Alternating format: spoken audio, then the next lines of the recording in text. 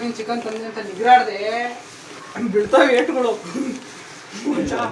1 kg ಕೋಳಿಗೆ 50 ರೂಪಾಯಿ ದುಡ್ಡು ಹಾಕ್ಬಿಟ್ಟು ಹಣ ಮಿಕ್ಕಿಂದ ಹಳಿ ಕೊಡ್ತೀರಣ.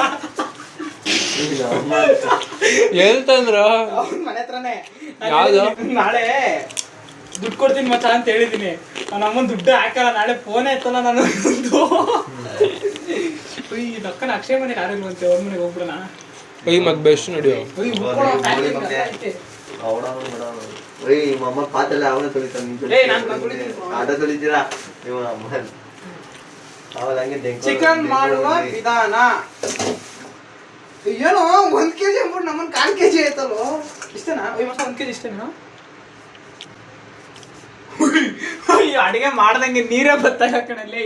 ನೀನ್ ಯಾಕಂದ್ರೆ ಇಲ್ಲೇನ್ ಸೆಳೆದೇ ನಿಂತಿರೋದು ನೀರು ಇರೋ ಅದಕ್ಕೆ ಅರ್ಶನ ಗಿಷ್ಟ ಏನಾರು ಹಾಕೋ. ನಮ್ಮ ನಿನ್ನ ಕುಂಕುಮ ಹಾಕೋ, ಅರ್ಶನ ಎಲ್ಲ ಹಾಕು. ನೋಡಮ್ಮ ಚಲೋ ವಾಪಸ್ ಕೊಟ್ಟು ಹೋಗೋದಿ. ಅಮ್ಮ ಯಾಮಾರ್ ಬಿಟ್ವಿ ಅಲ್ಲ ಕಣ, ಒಂದ್ ಕೋಳಿ ತಗೊಂಡಿದ್ರೆ 200 ರೂಪಾಯಿ ಆಗಿರೋದು ಕಣಮ್ಮ.